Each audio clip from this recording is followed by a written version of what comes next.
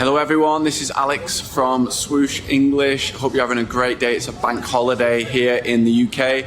I'm just in London right now at a market called, just outside a market called Spitalfields Market, and I wanted to continue the videos that I've been doing about OET reading, and I wanted to post a very short video today about a strategy, a very simple yet a very powerful strategy that is effective when it comes to really going through the gaps in the gaps of 1, 2 or 3 word gaps that you have to complete as part of OET reading part A. Remember, this is the speed reading section of the paper. It's only 15 minutes in total, and you really have to have some strategies, going through step by step when it comes to going through the text.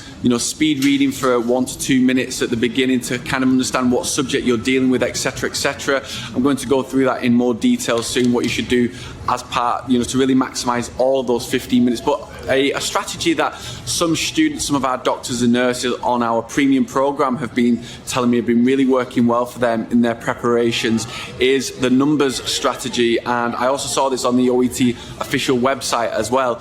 And this is whereby after you've speed read through the 3 to 4 texts that you're provided with in reading part A. Say, for example, I don't know, the topic could be about breast cancer, or for example, one of the 2010 paper was about men who'd undergone a vasectomy, and you can see once you go through the gaps, and this is another point as well, that you don't need to necessarily go through number 1, number 2, number 3, and you don't necessarily need to do it in a sequential order.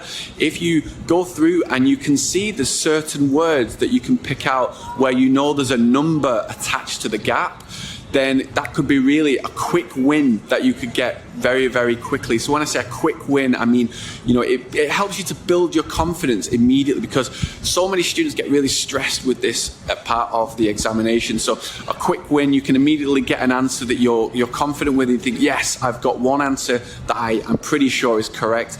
Now I can move on, and slowly but surely your confidence improves, and then you start to see that the positive energy that you give off will allow you to answer other questions out there. So for example, I don't know, maybe the text is about breast cancer and women who've undergone a chemotherapy operation, etc.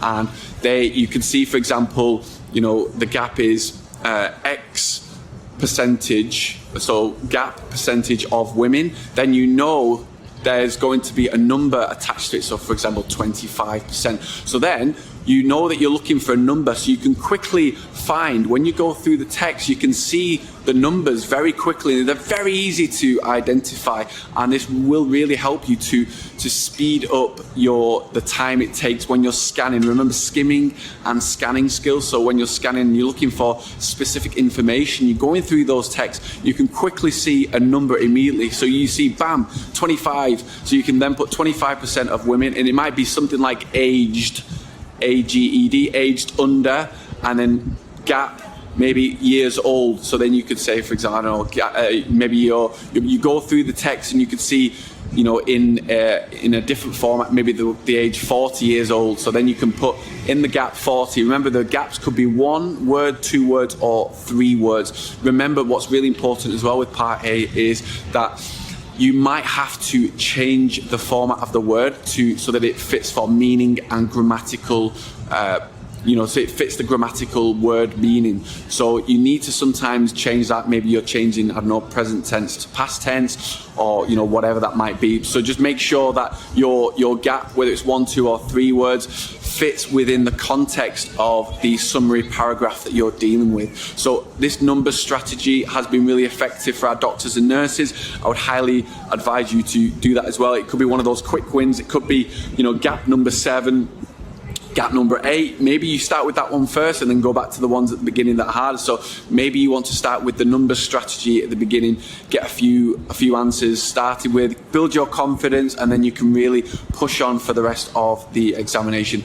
So hopefully that was helpful to you. If you have any questions about that strategy, make sure you put a question in the comment section below, and if you'd like to download any of our other free OET materials, make sure you go to swooshenglish.com. We are here to support you every step of the way. I would love to see you in London, here in Spitalfields Market. It's a beautiful bank holiday. We don't always get the best weather in London, however it is great right now, so I'd love to see you here very soon, and this strategy will help you to pass OET reading with a grade B. Have a great day wherever you are.